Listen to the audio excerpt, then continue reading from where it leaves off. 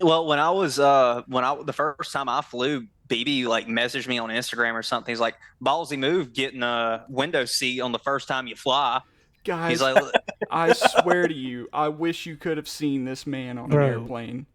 Like bro, we were no. listen, we were literally we were I'm recording by the way. But when BB and I were on an airplane together coming back from Blake's bachelor party in Austin, like I was sitting about like 8 rows behind him so I could see him and he had like a cowboy hat on still from the weekend. And like at one point as we're taking off we hit some turbulence and this is how he looks. So just imagine you're eight rows behind him and this is what you see.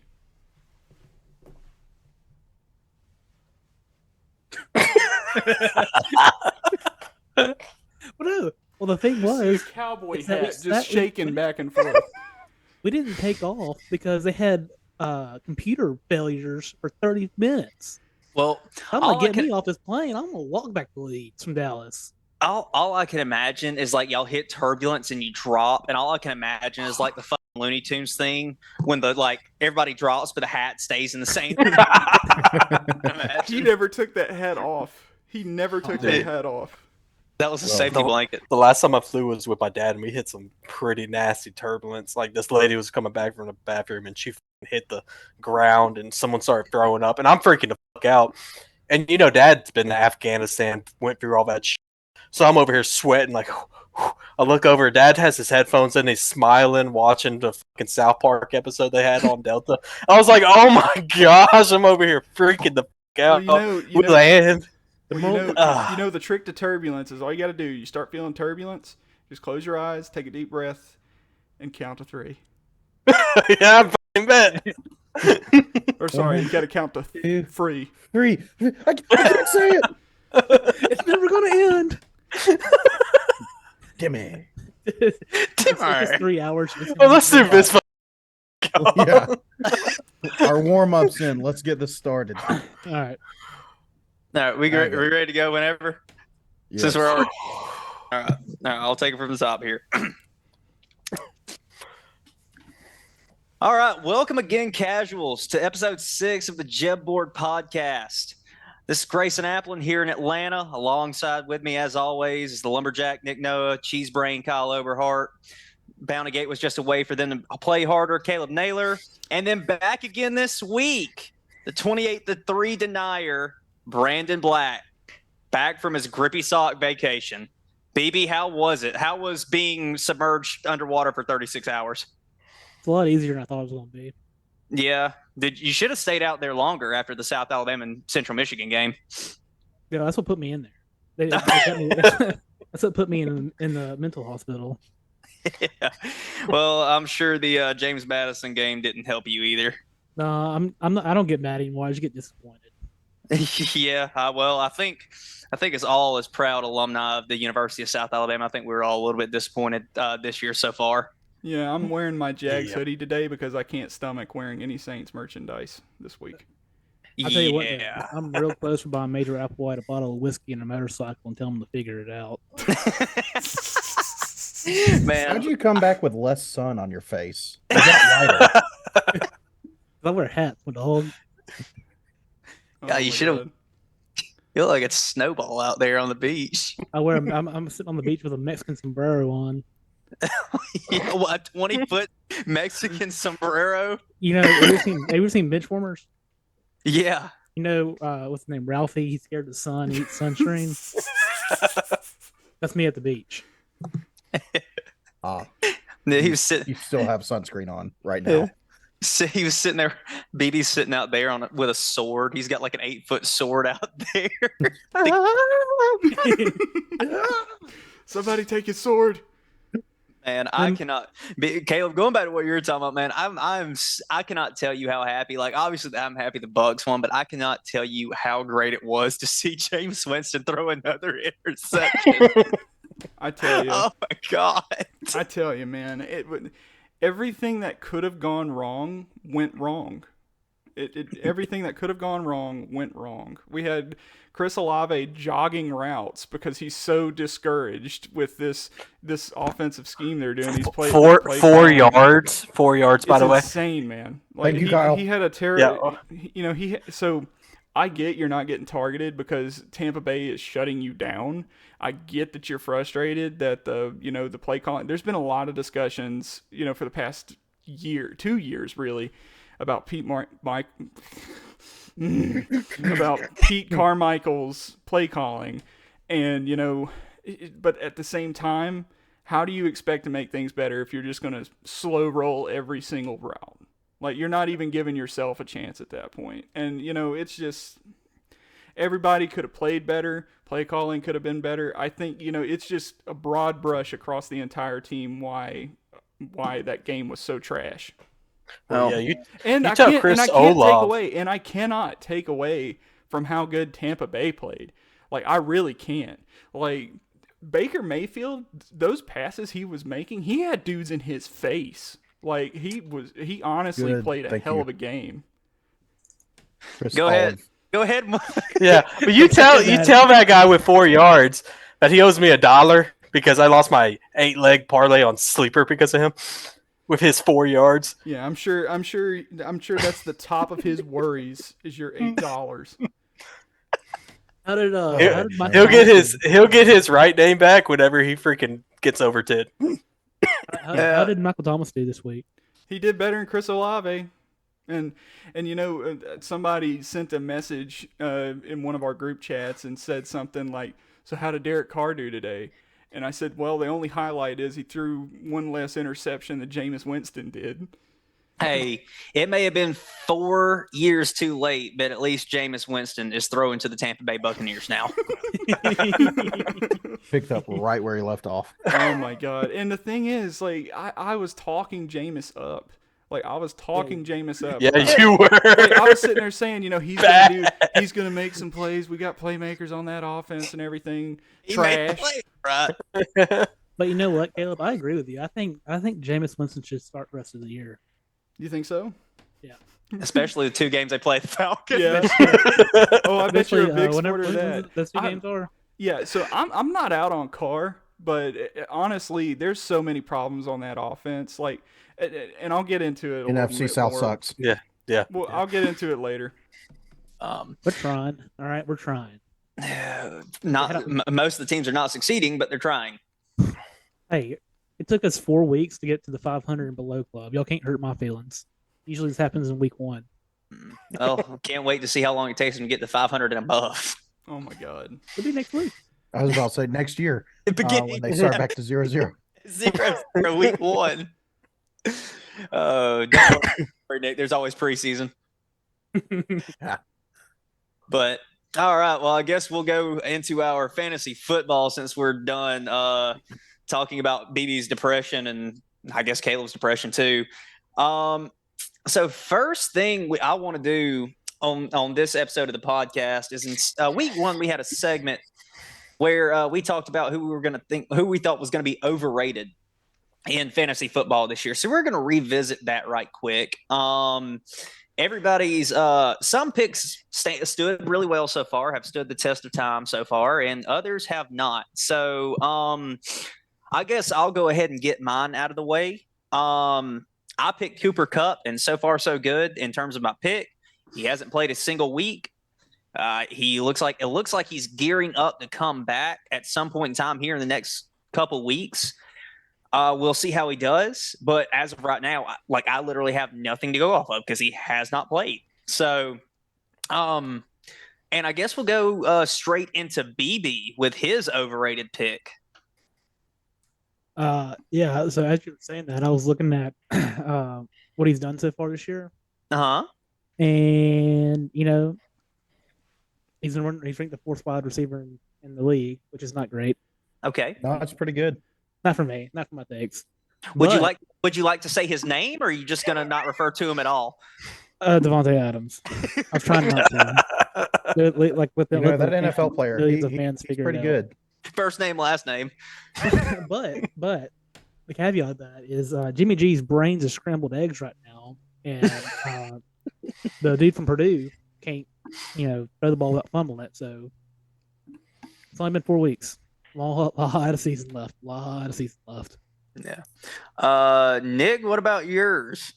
Yeah, I was kind of wrong. I had Josh Allen. Granted, his first week I was riding high. He played the Jets. He scored 9 points. So I was like, all right, I'm right. And then he played the Raiders, the Commanders, and Miami, and scored 23, 21, and then 36. So, yeah, he's back to prime form. Now, I will say those are iffy defenses besides the Jets, but I mean, again, there's no reason that Josh Allen should fall off. He still looks great. So I was wrong. Caleb, you seem like yours has been accurate so far. Yeah. Mine's been really accurate. I picked Aaron Jones. So Aaron Jones, he missed some time early in the season, so he didn't play in the game versus the Saints. But still, even if you include all the times he has played, all the games he has played up to this point, it has not been anywhere near the productivity in fantasy football that he has in past years. So, it's holding true. Still a lot of football left to play. I'm still feeling really comfortable with calling him overrated, but still got a lot of football down the road. Yeah, I'm looking him up because I haven't even seen what he's produced. I mean, he had a good really week one. Good week 1, and then out 2 weeks, and then 2.4 against Detroit, which Detroit's got a pretty solid defense. Yeah. So it's like I said, a lot of football left. But that missed time, that's the biggest reason for why he's and that's not on him. Yeah, you're kind of in the same boat as me. And then finally, Kyle. Let's hear it, Kyle. Let's hear it. So my McCaffrey blowing his leg out by week 2 did not come true, and he's been looking great, just absolutely dominating. Shocker. And Shocker. yeah. But still a lot of football to play, so we still could have a week 5 miracle of no knee by week 6. So we'll see. Yeah. But if not, then I am very wrong, and I'm probably going to be the wrongest out of all 5 of us. Yeah. Yeah, he's only averaging 30 points a game. The wrongest. Yeah. I said what I said. So Kyle, I don't see how you can be right The worstest without becoming Puka Nakua's number 1 fan. Because say his name, Kyle. No. But that's your only hope for that take is Puka Nakua stealing so many catches from him, which the jury's still out on whether or not that's going to happen. Puka Nakua's been off. But Puka's been going pretty good on it. I think he's going to keep up his targeting and all that good stuff. We'll see though. When you got 2 dominant receivers coming in like that, it's going to be a very hard offense to stop. So, yeah. Well, and it's like Nick said it the other day. Nakua, realistically, he's just, besides a couple deep plays here and there, is mostly just like drag routes, slant routes, like those shallow crossing routes. So, and Cooper Kupp kind of does the same thing for the most part. He is good for like a deep 15 and out or a 15 yard corner route or 15 route skinny post. But most of the time, he's like running a dig, running a cross route, running a drag, something. So, and he gets a lot of yak yards. So we'll see how they work together. Honestly, we'll kind of see how that meshes and see if, obviously Cooper Kupp's going to probably take away some of Nakua's targets, but we'll see if that at the end of the day envelops as a positive for the Rams. And going into our best and worst matchup, Kyle, you can go ahead and take yours away on your best and worst for this coming up week. Yeah, so I got Romeo Doubs, my best. He's been Love's favorite target. I think that continues over into this game. I don't think the Raiders' defense is going to be able to stop him. I think they hold him down a little bit, but I think he comes out strong in the second half, as the Packers usually do. I see him with a pretty good, maybe 20-point game this one. Worst matchup, Pittman. Man, Pittman was bad last week, and he's going against Tennessee again, and I just think Tennessee's going to hold him to another low-scoring game on that. He only had 2 targets last game. I see it again, maybe with 5 or less targets again. All right. What about Pittman with Tennessee as your worst? Yeah, if you weren't typing, you would have heard me. Sorry, I'm He's there got to we keep go. he's got to keep an active record, Kyle. Running tally. Sorry. All right, moving Hey, on. hey, don't get the two haters any fire, man. Come on. Caleb, best and worst. So my best, I made a trade this past week and snagged myself Stephon Diggs, and I'm looking at him to have a really good game against Jacksonville. So that's I got him as my best matchup. Only because I didn't want to pick Tyreek Hill back to back. So I'm picking Stephon Diggs as my best matchup. For my worst matchup, I got the Dallas defense versus the San Francisco 49ers. The Dallas defense has been awesome to me this season, but I think their luck's running out with this San Francisco 49ers team. This is going to be easily the best offense that they've played against. All right. Nick. Yeah. I've got Devontae Adams is my best matchup. Devontae Adams, crazily enough, has never played Green Bay after the trade. He never has. And so Jair Alexander is still questionable. Whether he comes back this week or not is remains to be seen. But even if he does come out, I still think Devontae Adams is going to have one of those, one of those comeback games where he comes back against his former team and absolutely demolishes them. So even after getting hurt this week and playing less, he still had a really big game. So I think it's just going to pick up even with Aiden O'Connell starting. And then my worst matchup is Debo. Debo, he had a really rough game last week. He's going up against Dallas, who has obviously a great defense, and there are so many options on that 49ers offense that they can go to. So there could be a spot with Stephon Gilmore more than likely going to be playing on Brandon Ayuk, which could give Debo some more targets. But as of right now, he looks like my worst matchup, but I'm not sitting Debo. Yeah. And then BB. So my best matchup is going to be the Washington defense versus the Chicago Bears. What gave that away? Bears bad. But I mean, the only defense that could not stop the Chicago Bears is the Denver Broncos, which is insane to me. But I mean, but besides that, the Commanders' defense is sneaky good. They got a good defensive line. They played the Eagles pretty well past week. But the worst matchup's gonna be Bryce Young. He's probably gonna die this weekend when Aiden Hutchinson decapitates him because the offensive line can't block. Yeah. Well, and then when it comes to my best and worst, for my best, I definitely picked Tua versus the Giants. Mhm. I don't think the Giants' defense is necessarily terrible. I just think Tua's got just unlimited weapons. Like, I'm surprised Mike McDaniel's not pulling people out of the crowd and they're not going for 30 fantasy points this week. So I think Tua's going to stand out again. I know he kind of struggled against Buffalo this past week, but I think he'll bounce back, especially with, like I said, all the players that are surrounding him. When it comes to my worst matchup of the week, I actually picked Calvin Ridley versus Buffalo. Ridley has kind of struggled here in the past couple weeks. He had a solid week 1, and I was happy. Like, I was glad that I picked him when I did. But then he went on a skid. He had 24 points.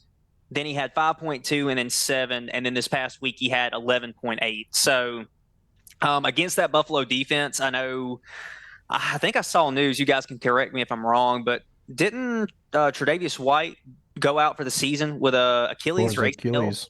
Yeah, so that may free him up a little bit, but I don't think it's going to matter. I think I wouldn't be surprised if he's sub 7 points this week. What's crazy about Ridley is he's only getting about a 15% target share.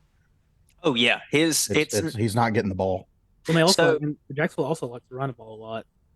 True. Well, yeah, but they're throwing to ETN and I believe it's Christian Kirk more. So, so here's his target share. Week 1, he had 11 targets. Week 2, he had 8 targets, but only caught 2 of them. Week 3, he had 7 targets and only caught 3. Now, are these overthrows or he's dropping the ball? Who knows? And then this past week against Atlanta, he had 2 targets for 2 receptions, one of them being a touchdown. So I guess that'll move us on into our Week 5 MVP for fantasy this week. And you mind if I take that from the top?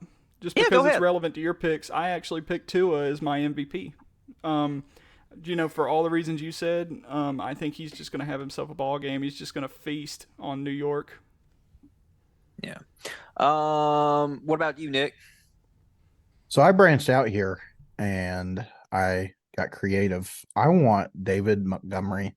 I think David Montgomery, who showed, he was out with injury week 3, came back out week 4 and scored 3 touchdowns and 3 rushing touchdowns. And so he's showing that he is that, primary piece in the offense. He's showing that Gibbs is truly a third down kind of receiving back. And right now that's how the offense plays out. So he has every opportunity and he plays the Panthers. So I think David Montgomery picks up right where he left off last week. So I could see him being the MVP and scoring the most. What about you, Kyle? Yeah, I'm going to go with Mahomes. He had a lackluster game, to say the least, against the Jets. To see him play bad 2 times in a row, can't see that. Going against the Vikings just have not looked good defensively. So I look to see Mahomes having a pretty big game and putting up the most points among the quarterbacks in the league. Yeah, my pick was very similar to yours. Instead of going with the quarterback for Kansas City, I went with a running back. I went with Pacheco because I think the dude's playing phenomenal right now. Especially against the Jets last night. He had 115 yards rushing and then another 43 yards receiving with a touchdown. Had 24.8 points. Dude runs like there's a common message in the group message that he runs like he's pissed off at the ground. And I firmly agree with that. The guy runs like a man possessed. So I think Pacheco, I wouldn't be surprised if he has the most rushing yards. I won't say all purpose, but most rushing yards out of all running backs against Minnesota. Because as we've seen, Minnesota is not great this year. Yeah. And finally, that leads us to BB's Week 5 MVP, which is an interesting take this week. Yeah. Yeah, I did. I did do that. Old me. I got CJ Stroud to be the Week 5 MVP. Part of that's just playing the hot hand because I think he's like leading all rookies in passing, and like through like 5 games. And he had the highest passing yards through 5 games for a rookie. Yeah, I know he has the most. I think he's second in that behind Cam Newton. Yeah, okay, so but he's highest in completions without an interception. Yeah, that's what it is. Yeah, he hasn't thrown a pick or yeah. But after seeing what him, Tank Dell, and Nico Collins did to the Pittsburgh defense, it's gonna be a long game in Atlanta this week. I would also just like to point out of the 5 MVPs we've done, 2 of them are on my fantasy team. Oh, look, here we go. Oh, yeah. Yeah, I got taken advantage of last week in fantasy. Well, if it tells you anything, I got Hayes texting me right now. He beat me in the league this week. But he also had 3 guys go for over 20 points. And I played Miami's defense, if it tells you how much I paid attention. Yeah, I know, right? Well, in turn, getting out of fake football and going into real football, we have the NFL segment. This week, we're doing the divisional breakdown, and we're going to do it a little bit differently than we have. Kyle came up with a really good idea. Everybody's going to break down some individual teams. So obviously, there's 5 of us, 4 teams in the division. So the way we're going to do this is I'm going to break down Philly. Caleb's going to break down Dallas. Caleb's going to break down Dallas. Kyle's going to break down Washington, and then Nick and BB both are going to break down the Giants. So, Caleb, let's start with you with Dallas.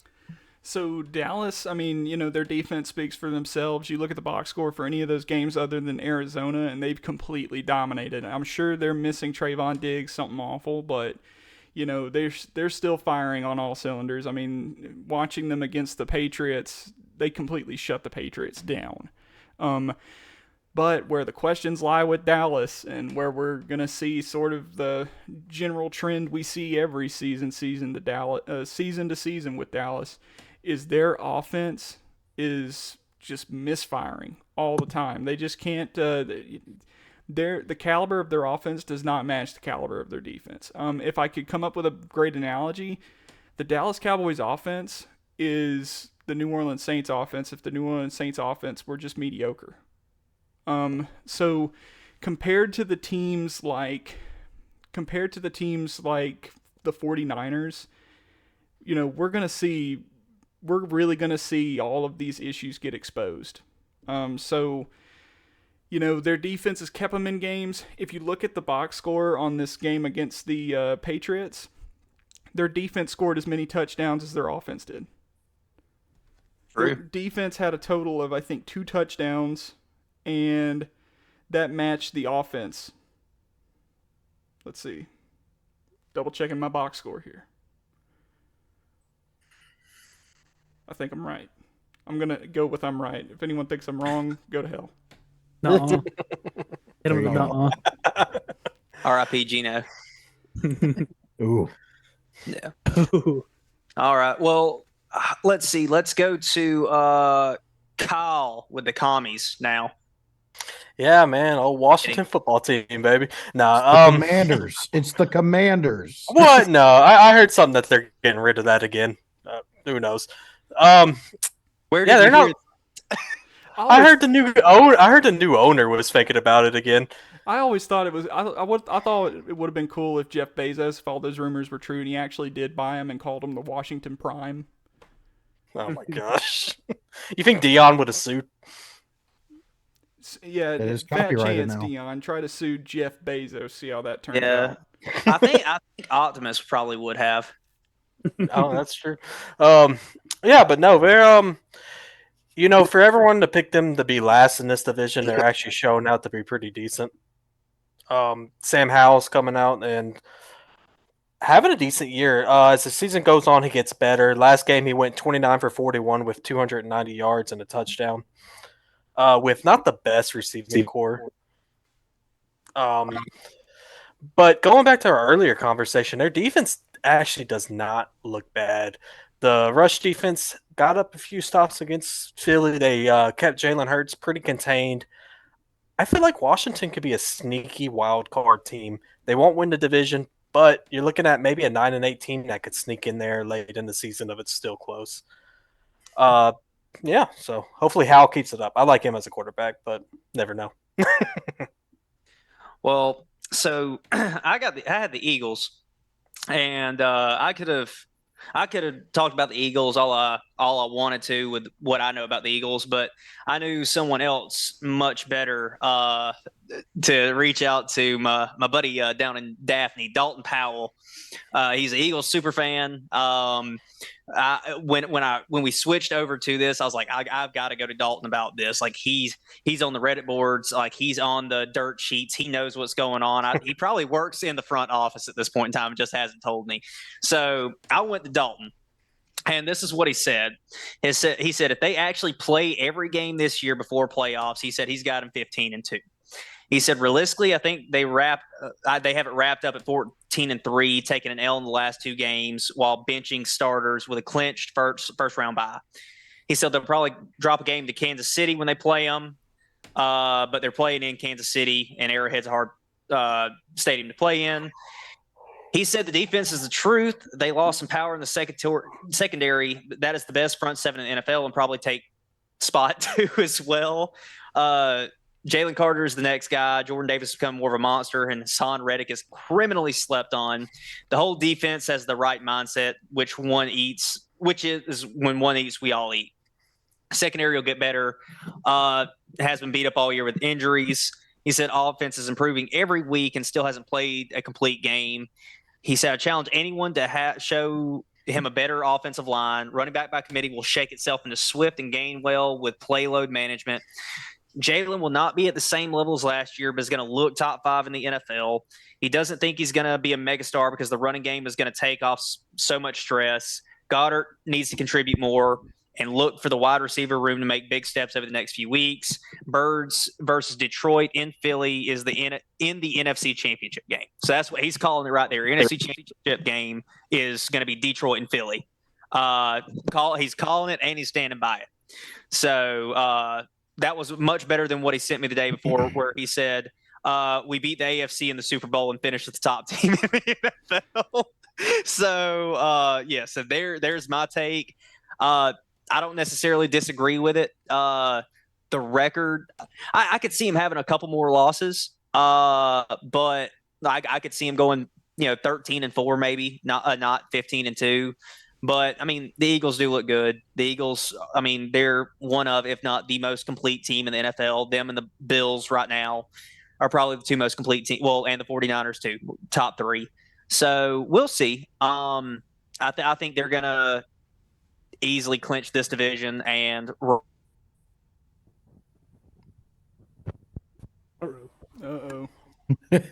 Uh-oh. Oh, this We Yeah. lost you, Graison. All right, let's see. So that was at the 32-minute mark. All right. By the So way, we're- Kyle, Did I fuck up Dobbs' name? no, you No. just Yeah. ripped a fat-ass fucking yawn in the middle of Grayson Yeah. talking. Yeah, you did. And it took was- up the entire screen, and all I could hear was you going. Dude, I am trying, bro. I am trying to stay up. I apologize. Hold on, Yeah, Grayson's so- calling me. All right. Since we're not we're gonna cut this out. Oh well. Yeah. I am the host now. Patty Mahomes for not scoring that touchdown. Brother, I had a -8, right? They got up 10-0. I'm like, oh sweet. Yeah. And You're then back in. I look up and it's 2020. Start of the 4th quarter. I'm like, okay, good. We got this. All right, how far did I get? You were so close. What was the last thing I said? God, So the man. Phillies, we just got a text from Dalton. No. No. You said all had that. finished. You had long finished reading you, the you text. just said the 49ers. Or the You just Okay, got done okay, saying that the okay, Lions okay. and the Eagles are going to be the NFC Championship. Okay, I'll start right there. So Lions Eagles in the NFC Championship game. Honestly, the Eagles are one of the most complete teams in the NFL with the Bills and the 49ers right there. So we'll see how it plays out. I don't think the take from Dalton is too hot. But like I said, I can see him possibly taking like one more loss, but I think it's not too off. Honestly, I think they'll run away with this division. yeah. So finally, we'll have Nick and BB do the Giants, and whichever one of you guys wants to take it away from there. It looks like BB. BB No, will start. Nick, you got it.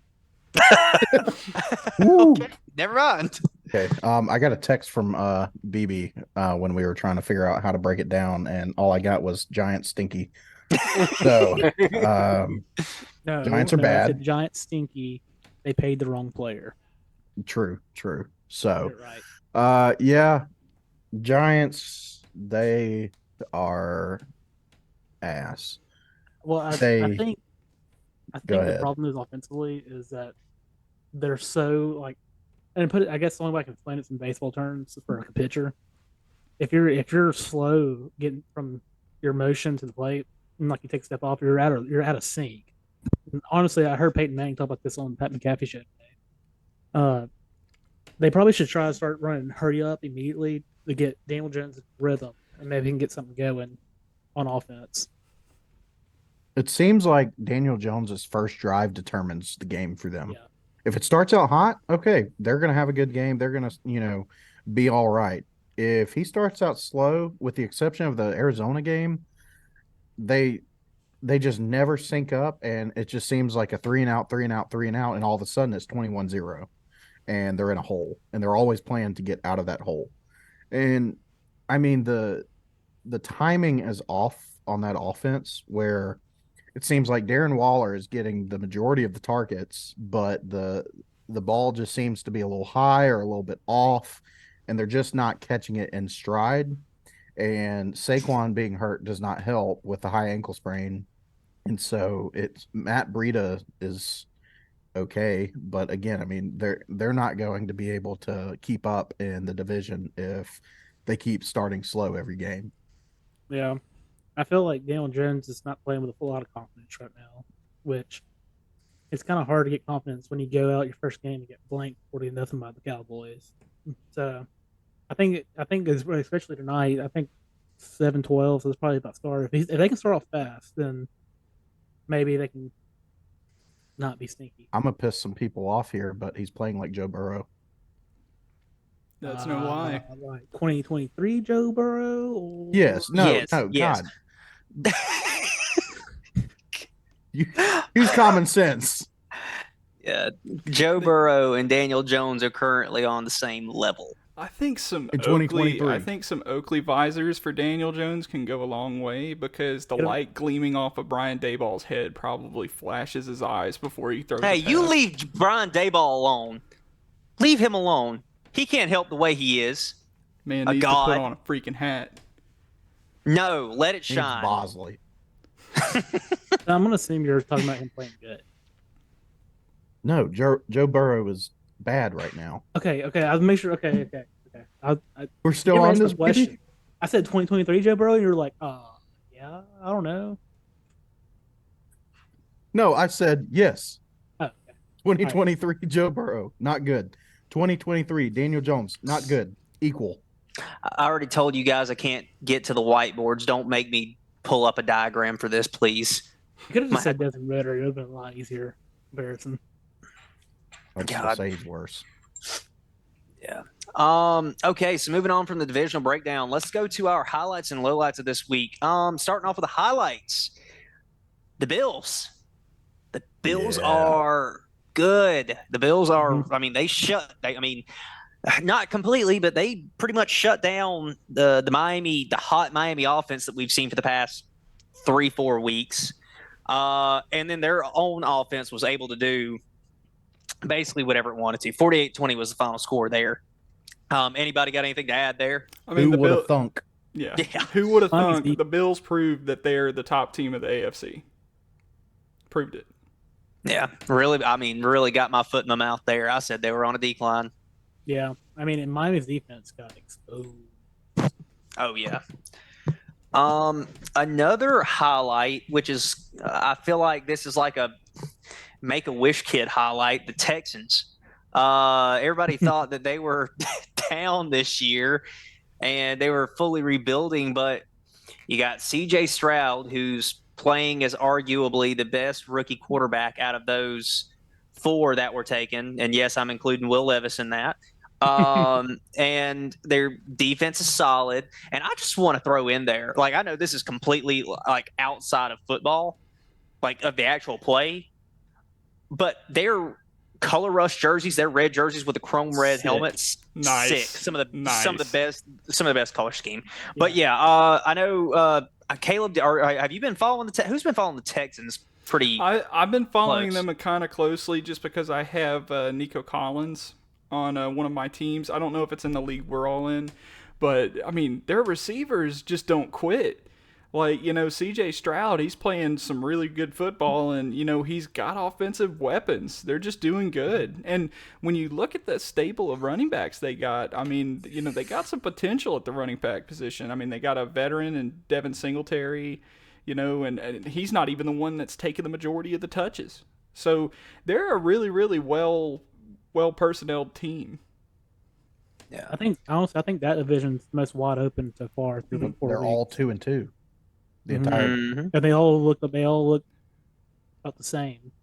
Yeah. Too Different bad the types. Jaguars are going to be 13-4 and have the best record in the AFC. So, but and then I guess it gets to our final highlight, which isn't really. I mean, we kind of expected this a little bit, but I mean, the Lions. Lions are looking really good right now. The Lions are looking like a team that this is it's going to sound weird, but they look like a team that can potentially win every game against any team they play. They are playing at a high level.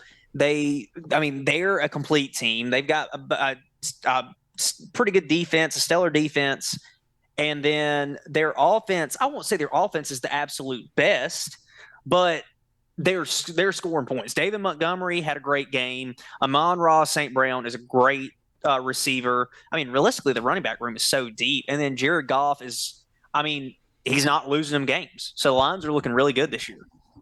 Detroit is doing what the Jets want to do Exactly. with how they play. They're in a dogfight every single game. Matt Campbell should be, if they continue this success, should be in contention for Coach of the Year. He's got the guys inspired. They're playing with heart every single play, and it's showing. Yeah. I mean, this goes back to my hot take, though, of saying that Detroit was going to make it all the way to the NFC Championship game. They're doing what the hype was, and they're actually coming out and proving it. Made me want to fire Joe Barry even more. I hope that comes. Come on, Packers, roll it. But man, they look good. Jared Goff definitely proven why he needs to be an NFL QB. Yeah, Joe Barry's going to have to start paying us royalties for how much he gets plugged into this podcast. I wonder if you can trade coaches. On the topic of the Lions, I will say I'm really satisfied with how they were doing. I think it's reasonable to say most were expecting the Lions to be upper middle of the pack as far as teams go. I think they've exceeded everyone's expectations. Honestly, probably a lot of Detroit fans' expectations, but to be real, I still don't see them beating San Francisco. I see them having trouble against the Cowboys. They could beat the Cowboys for sure. But if there's one team I do not think Detroit, has a chance of beating, it's San Francisco. That's just my take on it watching across the league. Yeah. But that goes back, Caleb. San Francisco in the playoffs for the past few years have choked. And that's valid. We still got a lot of football to play. San Francisco can show that they actually do have some issues, but right now they're playing the best football. I see the Detroit Lions beating the Eagles. Like, I could see them beating the Eagles. I just can't see them beating the 49ers as far as the NFC goes. Yeah, well, don't tell Dalton that. Brock Purdy didn't choke last year. He broke his UCLA right there. Well, I know, but they also had multiple quarterbacks behind him, to be fair, Nick. Like Trey Lance? Yeah. Jimmy G. Who? Jimmy G was hurt. Everybody was hurt. Trey Lance. Josh Johnson. Who got put in? Actually, Getza brings up a good point. Who got in? Josh Johnson. Was it Josh Johnson? And he got hurt in the game. I thought Jimmy G was already back by then. No. No? Okay, well, that's my beef. Christian Sorry. McCaffrey was in the Wildcat. He threw a touchdown in that game, I'm pretty sure. Well, here, let me rephrase that. They have extremely bad luck there in the playoffs. Is that better? Yes. Get it right the first time. Oh, okay, whatever. Just count to 3, Kyle. Leave it in. All right. Well, I guess that gets us into our low lights. And this low light, we talked about on the JEB Board Twitter at JEB Board, JEB Board. Chase Claypool. There was a report that came out that originally said that Claypool basically told the Bears that he didn't want to play and was a healthy scratch. Come to find out, the Bears told him to stay home, healthy scratched him, and are now looking for potential trades to other teams. I don't know what's happened to Chase Claypool. I don't know if he got way too immersed in TikTok and ruined his career, but dude is not not the answer in Chicago. Yeah, was told to I stay never home this really week. high on him. What? I said I never, I never really was high on Chase Claypool to begin with when he was at Pittsburgh. Yeah, I don't think that you can. I don't know. After Antonio Brown, Pittsburgh receivers have been hit or miss. I mean, I feel like Deontay Johnson should be a lot better than what he is and what he produces. Same thing with Chase Claypool. Same thing with Juju Smith-Schuster. He left Pittsburgh, went to the Chiefs. Yeah, well, he went to the Chiefs. Now first. he's with New England. Yeah, he did go to the Chiefs first. Yeah. I feel like that. His career has taken I wouldn't even say a downward spiral. I would just say a vertical line straight to the ground. I'm sorry, BB. That Coke can has been empty the last 3 sips you've had. So he doesn't know what to do with his hands. Right. Leave me and my undiagnosed ADD alone. I thought he was spitting in it with his dip. I'm not gonna lie. No, he's acting like he's drinking it's a something, miracle but there's I'm not nothing counting coming the out. strands of hair Nick Noah's beard right now. Oh, well, it moves us on to our second low light, which is BB drinking out of an empty Coke can. No, it's Mac Jones. Mac Jones. I'd rather watch BB drink out of an empty Coke can. Yeah, well, I know. Jesus, you're gonna suck the air out of that bad boy. Kyle, I know you wanted to take this one away, so you can go right on ahead. Bad, Batman, Belichick. He might make Belichick retire after this year. He is terrible. I honestly think we'll see New England take a quarterback first round in the draft because of him this year. You don't think they'll try to find someone else somewhere, or like someone else somewhere else? No, I think this season's already over with. 1-3. I don't think they're going to be able to pick someone up that saved this team. Daniel Jones has really ruined the Patriots. I cannot believe Belichick actually stuck with him this year. Mac Jones. Count it. Shut up. We can't say Daniel Jones because Daniel Jones is a real name. It is a real quarterback. I know. I'm watching the freaking Giants game right now. I feel like the Patriots don't need to get another quarterback right now because they have no offensive line and no receivers. Mm-hmm. Like Juju is their number one. They need to get weapons around a quarterback that they can, have all these weapons around to give the quarterback a chance. You put in another average quarterback, or even maybe, like a slightly above average, they're not going to find success because there's nothing to, there's nobody to throw to. There's no blocking. So, I mean, you could put Zappy in, and it's not gonna matter. Do you stick with Mac Jones though? He had 2 interceptions and a fumble. You got to get rid of him. I'm not saying that. I'm just saying before you look to move forward to go all chips in for another quarterback, you got to get your team in line. It's a tale of 2 quarterbacks, and the quarterbacks are Jalen Milroe and Mac Jones, both Alabama quarterbacks, both dealing with the same thing in different places right now. So, I agree with Nick. I think, that you got to solve all these problems before you want any quarterback to come in there, replace Mac Jones, and succeed. Well, I'm a big believer in picking up linemen and receivers in the free agency and getting your quarterback in the draft. That's what gets you Juju Smith-Schuster. Let's go check in on how that worked out with the Panthers. That's what gets you. I don't know. I think you pick up your franchise quarterback in the draft, though. Yeah, but here's the thing: is how many franchise quarterbacks are in this upcoming draft class? Williams, you got the guy, Notre Dame quarterback, forgot his name. Sam Hartman. Yep, Hartman. Duke's QB. Drake May. Yep. I mean, you got a few. I could see Sam Hartman in a Patriots uniform. Yeah. I can see mustache for it. He's got the mustache for it. Oh my god. Yeah. Bo Pigs, baby. He belongs in Tampa Bay. No, he needs to. They got a good track record for drafting high interception rate quarterbacks. We go with Baker, baby. We go with Baker. And then finally, our last low light is this could be. We've got like a generality and a specificity specificity. Yeah, that's the word. On this one, we've got the Bengals, and then we've got Joe Burrow. The Bengals have just been brutal to watch this year. Joe Burrow has not panned out after signing his contract, guys. And I know BB's got some choice words for T. Higgins too. I've seen the bad words. If I had been in a coma for the past 2 years and you told me that the Bengals were playing like this, I would have called you crazy. Like, because they went at playing at the highest level of football and highest level of competition to playing like this. It's crazy. Well, Higgins almost put BB in a coma because he almost had a stroke.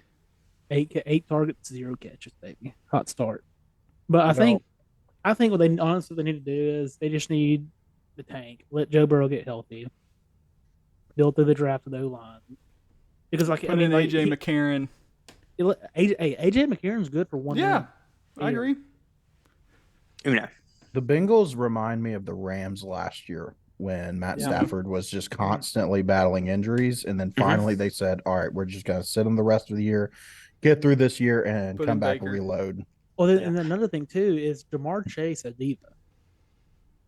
That's been coming around. I've been seeing that on Twitter. What'd you say? For him saying he's a diva. Oh. Well, that's like every receiver.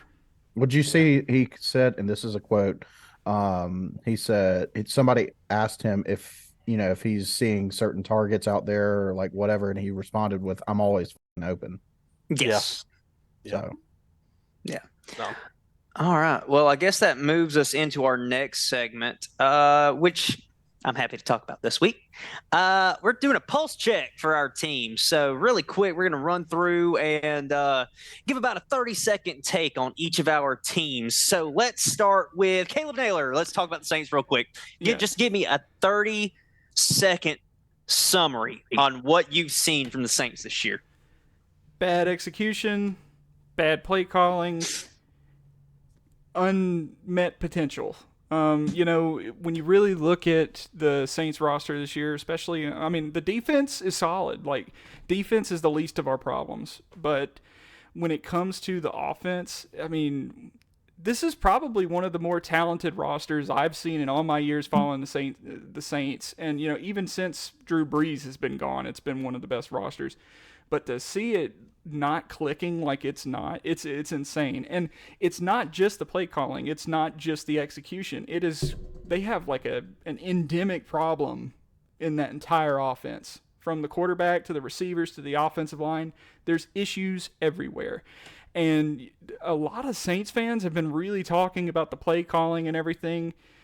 And one thing that I've remembered after reading a bunch of hate against Pete Carmichael, who's currently the play caller and offensive coordinator, is that John Gruden actually showed up to some of the Saints workouts and OTAs, a couple months back. So I don't think, it's purely rumor, but there are a lot of desperate Saints fans right now that are wishing John Gruden was doing the play calling right now.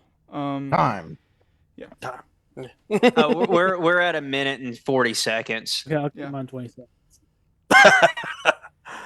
Yours is probably going to be 3, BB. All right. All right, ready? Desmond Ritter pulled a BB and lied on his resume to get this job. The Falcons have a chance to be as potent as the Tyreek Hill Kansas City Chiefs, but I'm not even entirely sure Desmond Ritter's ever played football before. I think we all just dreamed that. He played Fever Dream. Fever Dream. All Bijan right. Robinson, go Birds. All right. Kyle, your 30-second start now. Yeah, young offense. I think they'll get better as the season goes. I think they're going to do better than my predicted 6 wins. I think they can be an 8 to 9, 10 team win now. Joe Burry, please get fired. If you never show up again, I think the whole state of Wisconsin would shoot fireworks. Please, when you do your conference tomorrow, just say, I quit. I don't deserve this. I'm a terrible human being. Please do that. But yeah, that's how I feel. Counterpoint, no. No. No. All right. 30 seconds on the Chargers, Nick. Ready and go. All right, their first 2 games they lost by field goals, and now they're back to 2-2. Injuries have started to pile up. Justin Herbert just broke his finger, so he has to throw the ball like this. But with that, they have a bye week, so they'll get Eckler back. Justin Herbert's still going to play. Mike Williams is out, so who's the number 3? That's what I got. All right.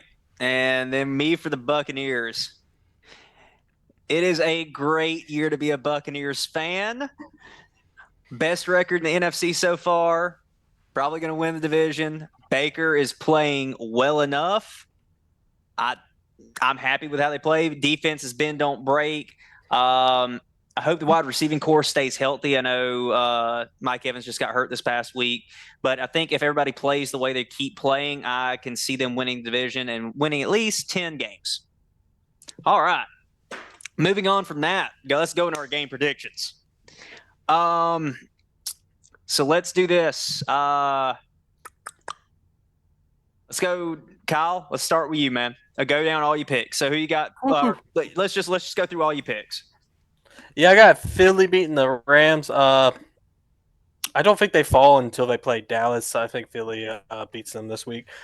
Mm-hmm. Cincy beating Arizona. Arizona's just a horrid team. They're going to make Cincy look decent. Everyone's going to be like, oh, look, Cincy's back. No, we're not. This is just Arizona, bad team. Don't get the hype after this weekend. Dallas against San Fran, game of the week. Give me Brock Purdy, baby. They're going to make Dallas look bad. I don't even think it's going to be close. 28-7 game. Let's go San Fran right there, baby. New York Jets beat Denver. Denver's terrible. They're terrible. I can't believe Sean Payton hasn't killed Russell Wilson yet. Buried him in the backyard. Act like he just went missing. Jets beat that one pretty easily. And give me Pittsburgh over Baltimore. I like this little upset right here.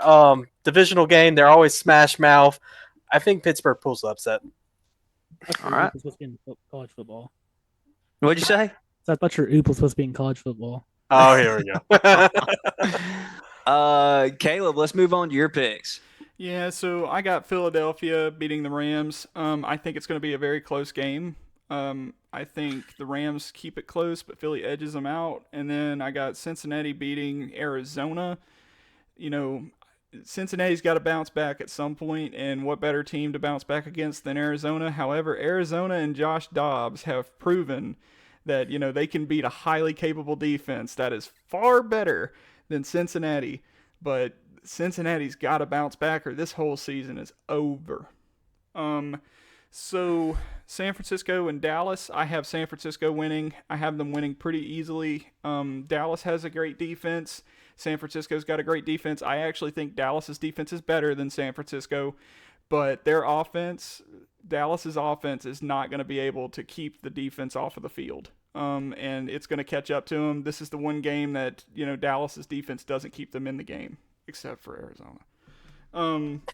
So for the Jets in Denver, you know, Zach Wilson looked good. He had that fumble that pretty much cost the entire game against the Chiefs, but Zach Wilson looked pretty good in that game against the Chiefs, and I think Zach Wilson's going to pull a lot of confidence from that, and Zach Wilson's going to lead the Jets to a win over a struggling Denver team.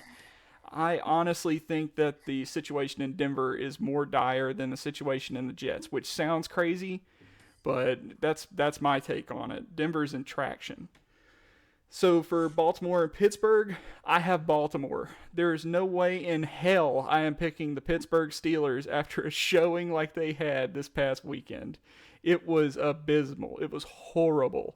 Yeah, so Kenny Smallhands Pickett's can't do it. Baltimore wins easy. All right, let's go to BB next. BB, run through your picks. All right. Philadelphia and the Rams. I'm taking the Rams because I'm 9-11 and need to play catch up.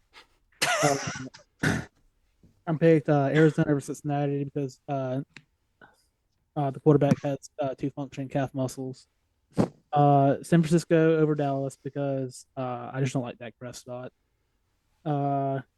Denver. I'm not Denver. I knew. Woo, that was almost a blooper. I'm picking the Jets. I think if Zach Wilson plays with tempo and gets the ball out in under 2 seconds, I think he'll actually be a decent quarterback. At least that's according to Monday Night Football or Sunday Night Football. And then lastly, I'm picking Baltimore over Pittsburgh because Kenny Pickett is trash, and I'd rather have Desmond Ritter than Kenny Pickett. I love how Caleb's all his picks are grounded in rationality, and BB's first 3 picks were as irrational as hell. Nick, let's go to your picks. Okay.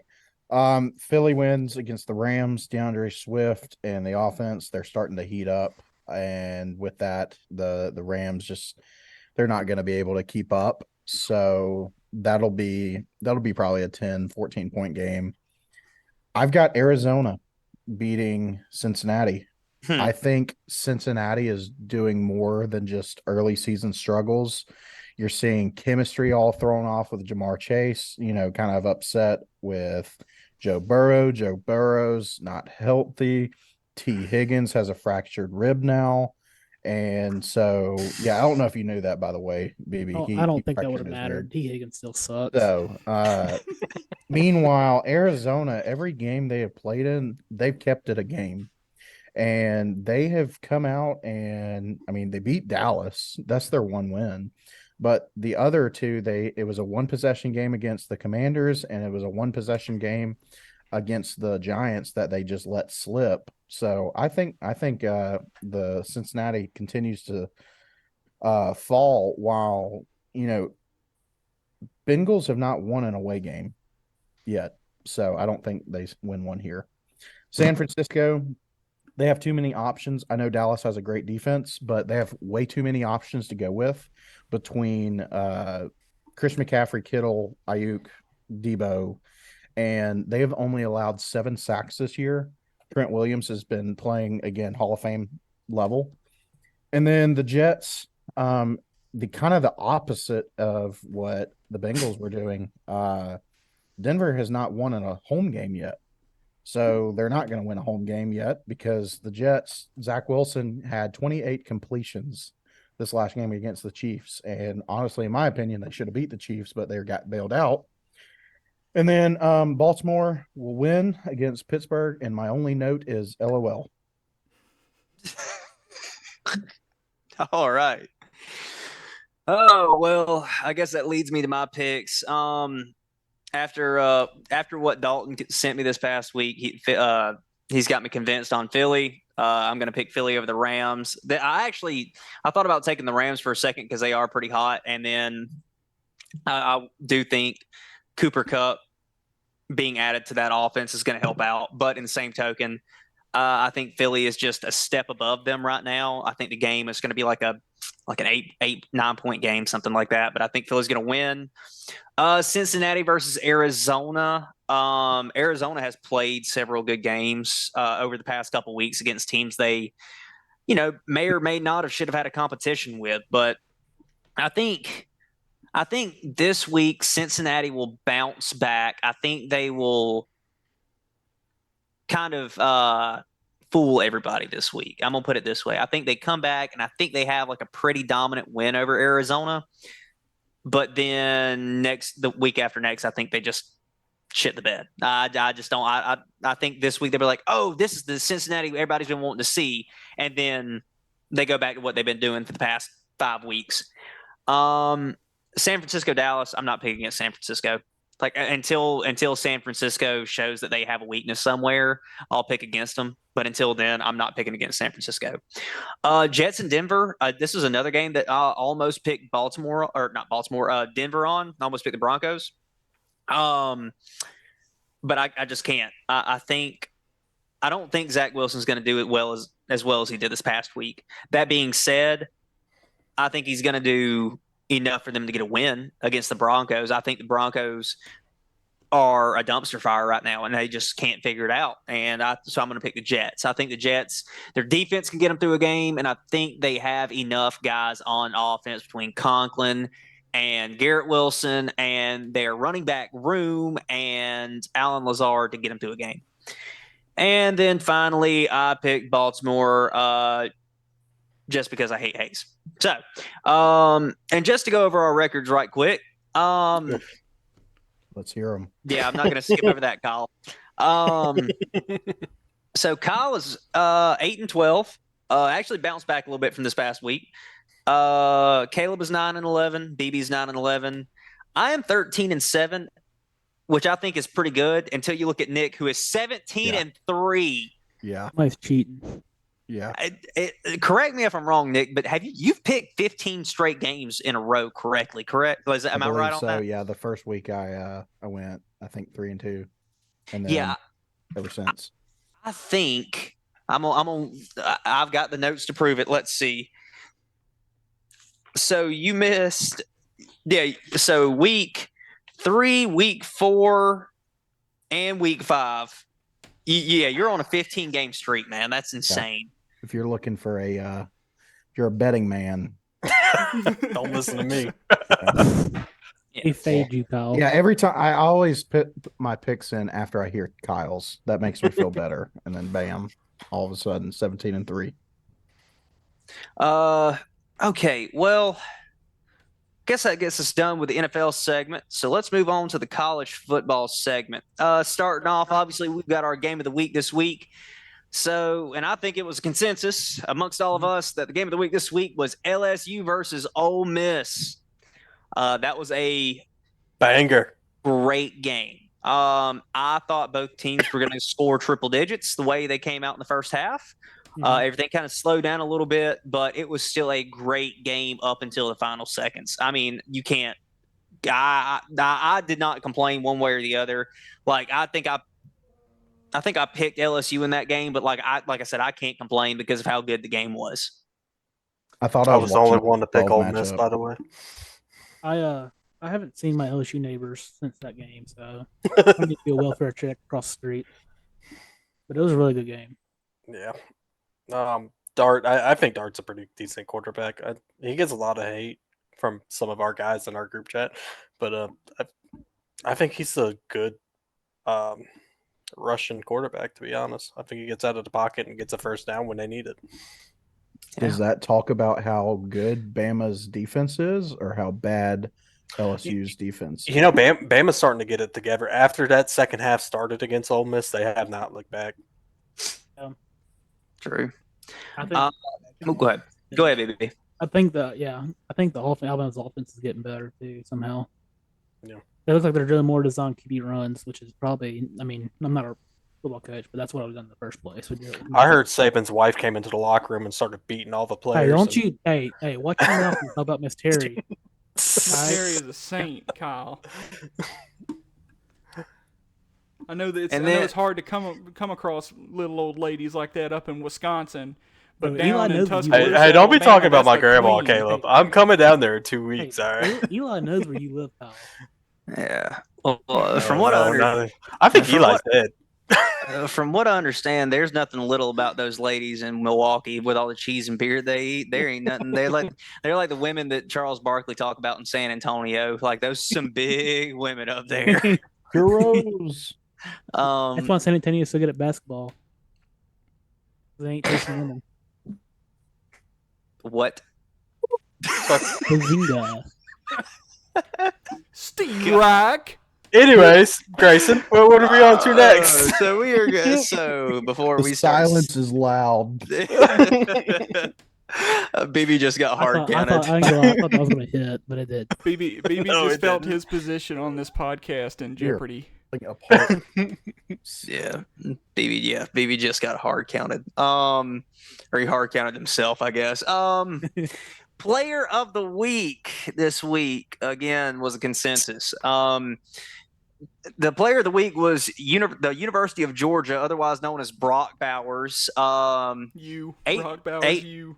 Yeah, 8 receptions for 157 yards and a touchdown, with 121 of those yards being in the fourth quarter against Auburn. Brock Bowers, good. Really good. I mean, it was crossing route after crossing route after crossing route. And I mean, it was just everything was a one-handed catch with 15 yards after the catch. It was he was their offense, Yes. especially towards the end when it was a tied game or they were down in the fourth. Yeah, I mean, it all came down to Brock Bowers, and he almost single-handedly won them the game. What was it, Grayson? 151 yards in the fourth quarter. 121 yards out of that 121. Yeah, out of those 157. That came in the fourth quarter. It's insane. Yeah. I mean, if they would have done that the whole game, they would have made Auburn look really bad. But I guess, put your best player in the fourth quarter to win it, make it close, get the fans engaged. Yeah, if they scored a lot to a little, they would have blown them out, man. Mm-hmm. Yeah, that's how it goes, though. It's crazy. Like, if you stop him, Georgia is not that good. They're really not. We'll get into that later. I was going to say, we're about to get into that. Yeah, Georgia has probably one of my favorite two-dimensional offenses in the SEC. Hand the ball to Brock Bowers and throw the ball to Brock Bowers. Either way, he's going to make your team look ridiculous. Sounds like they got the playbook from the Falcons. Hand it off to Bijan, throw it to Bijan. And I guess that takes us straight into our game predictions. Going to read off the records here on this one right at the beginning.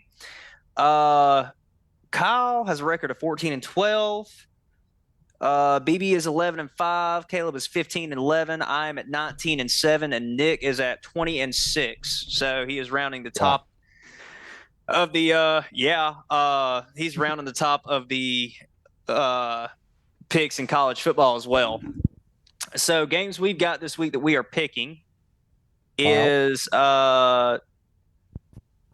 lost you there for a second, bud. Sorry. Didn't want to see it. Didn't want to show his balls on camera again.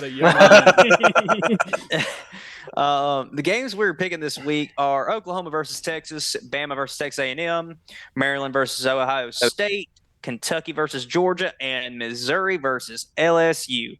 So that being said, let's just go through the picks one at a time. Let's start with you, Kyle. Who do you have for Oklahoma versus Texas in the? What do they call it now? Are they calling that the mid bowl? The mid bowl. It's the red something. The Red River rivalry. Shootout. Yeah. Yeah. I went back and forth on this. Neither of these teams actually impressed me, but I think Oklahoma's defense is a smidge better than Texas's, and I think they edge it out in a close game in the fourth. I think their defense holds enough for it. So give me Oklahoma on that one. All right. What about you, Caleb? Yeah, I'm taking Texas. Texas is playing like a playoff team. We all picked the Kansas game to be a trap game for them, to be an upset alert, but Texas won handily. It was close for a quick second there, but Texas ran away with it. So they're in the playoffs in my eyes. They're going to beat Oklahoma, and it's never mind. It's the Red River rivalry. So you always got that rivalry. The Red River rivalry. But yeah, so rivalry game. Texas having the best season it's had since Vince Young. So give me Texas. Yeah. All right. Nick. Texas as well. They have more proven wins than Oklahoma. It's at Texas. And write this down on the hot takes. The loser of this game will win the Big 12 championship because it's more than likely going to be a rematch. Interesting. All right. BB. I'm taking Texas. Quinn Ewers is going to have a good game. All right. Good job, BB. Good well, honestly, you're.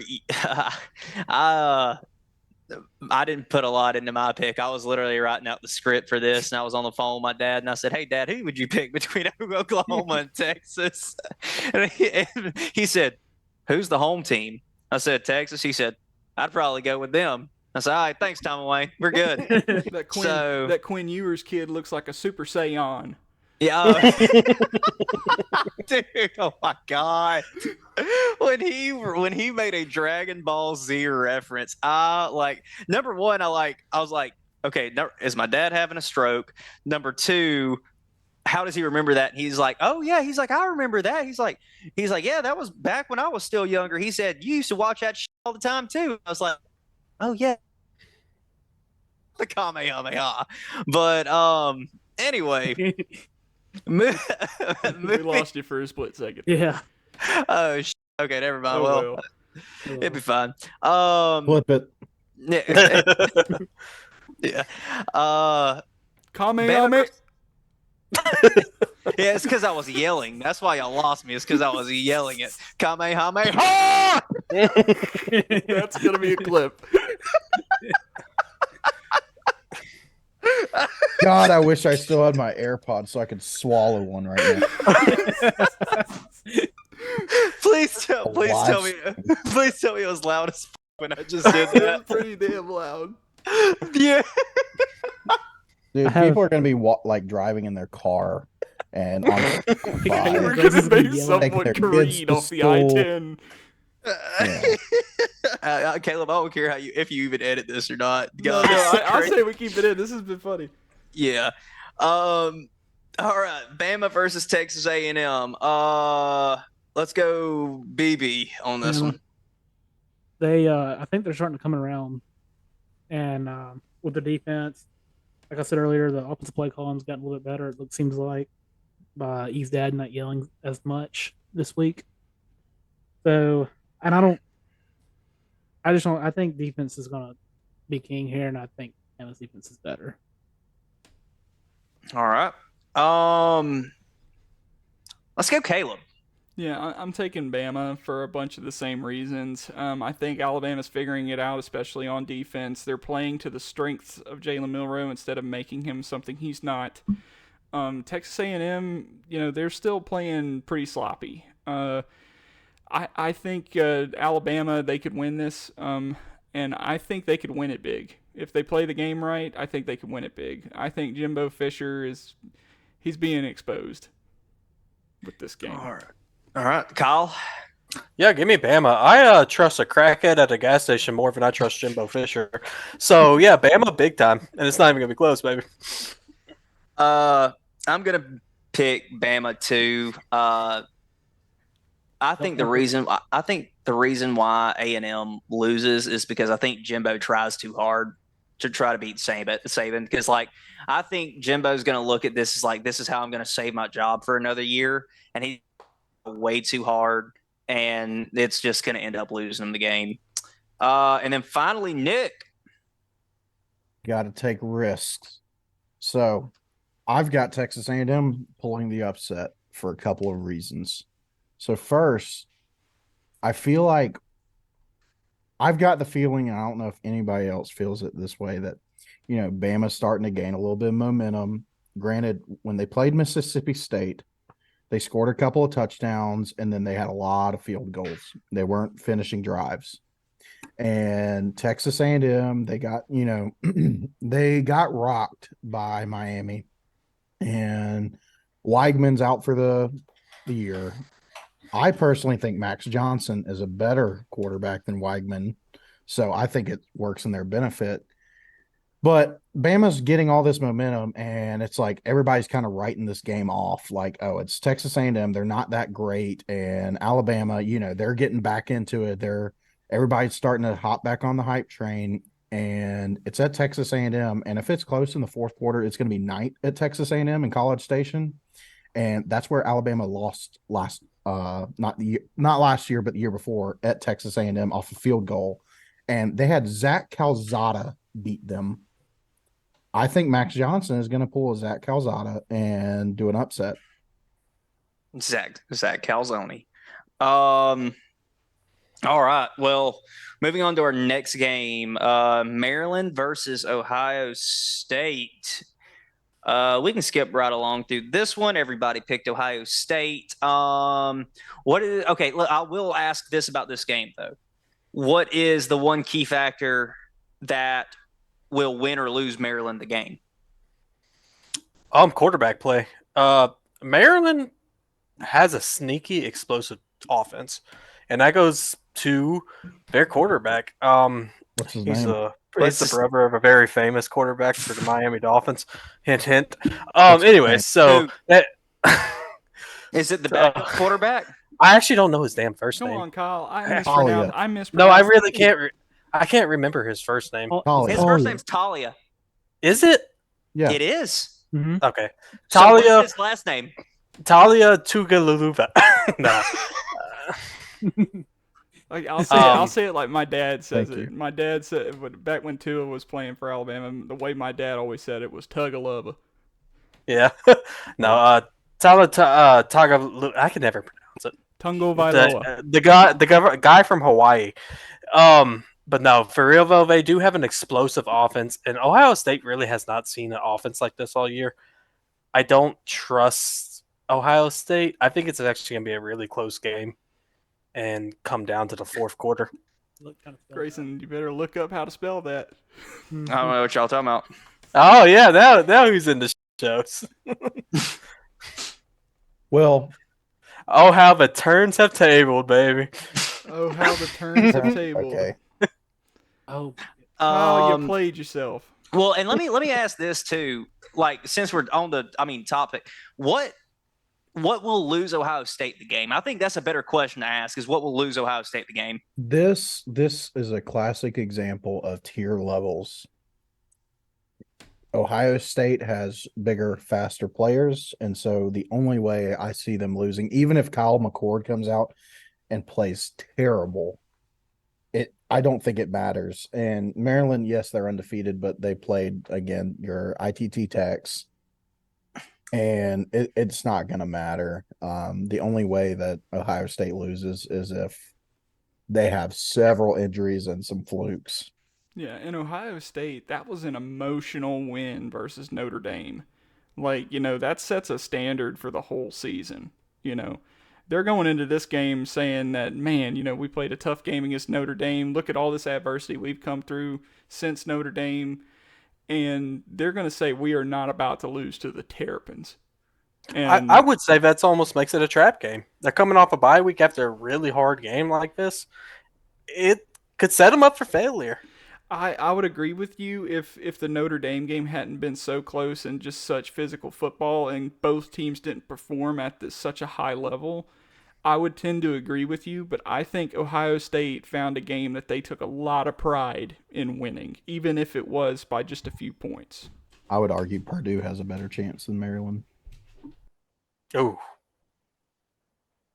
And I that's stand by that. a very hot one right there, homie. Yeah. Well, moving on before we start getting into hot takes, because we know how hot takes can get when we start rolling with them. Oh, that's an idea for a special episode. It's just an hour full of hot takes. It's just Kyle. Kyle talking to the just crowd. Kyle by himself in the Zoom room. in the Zoom, With a case of Modelo. Yes. They Kyle, progressively welcome to the get hotter. Thunderdome. They progressively get hotter as the Modelos go up. Oh, We're Joe Burrow and Joe Barry get married and go to the Super Bowl as the Giants. Let's go. what the? What are That we right there talking- is a 6-can take right there. Yeah. That's our new. You gotta text me that. That's our new Twitter bio. I'm putting in the group message now. Clipping it. Next game, Kentucky versus Georgia. Let's start with Caleb on this one. Yeah, Georgia. Georgia, squeaked out. I can't even say squeaked out. Brock Bowers dug them out of that Auburn game. You just can't shut the man down. Kentucky, it was very impressive against Florida. So this game is going to be very, very close. But I just see, Georgia is not Florida. I see Georgia beating Kentucky. What about you, Nick? I really, really wanted to pick Kentucky because I'm very high on Kentucky, and Ray Davis for Kentucky, their running back, he had 280 yards and 3 touchdowns against Florida. But this is a night game at Georgia, if this was at Kentucky, I would probably pick the upset, but with it being at night in Georgia, Georgia has not lost a game in 665 days. And so it's too much. I can't pick Kentucky, but it's going to be close. It's going to be a good game. Yeah. BB? I'm going with Georgia. Just I don't trust Kentucky to beat Georgia at Georgia, like Nick said. Yeah, that's kind of why I picked Georgia too. It's in Georgia. I think they're going to play a better offense than they did this past week in Auburn. I think Kentucky's got a better offense, and Kentucky has been sneaky good. They did beat Florida, but it was in Kentucky and it was at 11 a.m. So the Gators did not have the time to drink before the game, so they stole one away from Florida, which I don't think they stole one. I think they just beat them outright, but I don't think they can do that in Georgia. And then Kyle. Yeah, so I made this pick not talking about how good Kentucky is. It's talking about how bad I think Georgia is. I'm going to pick Kentucky here. I think Georgia is just Brock Bowers. I don't think they have any other kind of team. I don't think their defense is that good. I think they've gotten progressively worse as the season's gone. No offense, Graison. I don't think Auburn is a good offense at all. No offense at all. I'm a South Alabama Jaguar. Fair enough. Go Jags. Go South Jags, in your baby. mouth, baby. South in your mouth. Let's go. Wisconsin football shirt. Anyways, what are you wearing? A Falcons jersey. So, Kyle, Georgia Yeah, has be not for a lost second. a home game in 1,435 games. Or, God damn it, 1,435.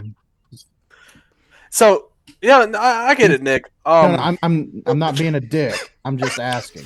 No, I know what you're coming from, but I don't. Georgia's not Georgia this year. And I think Kentucky's a sneaky team that could get the upset here.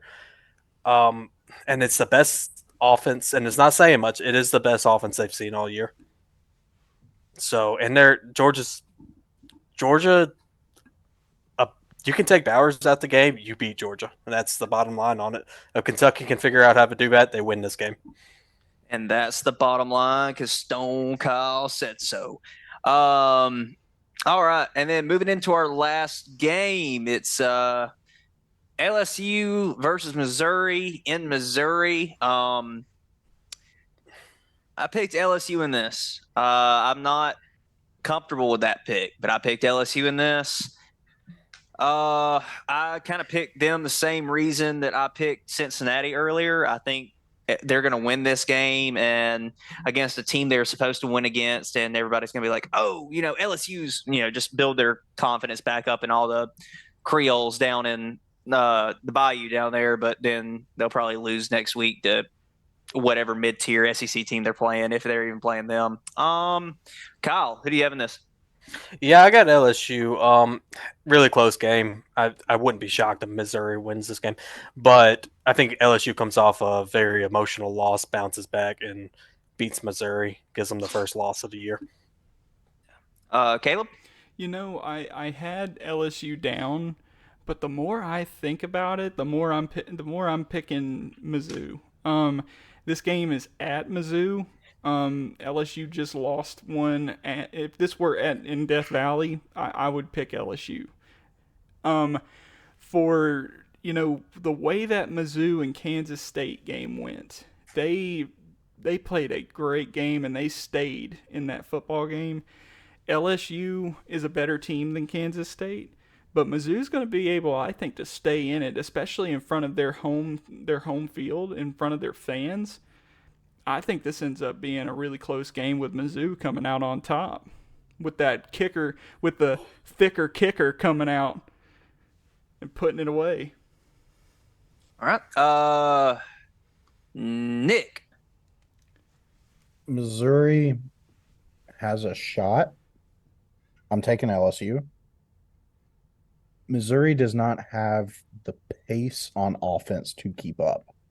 I think they do have a decent offense where you saw LSU's defense get exposed against Ole Miss, but LSU's offense didn't really miss.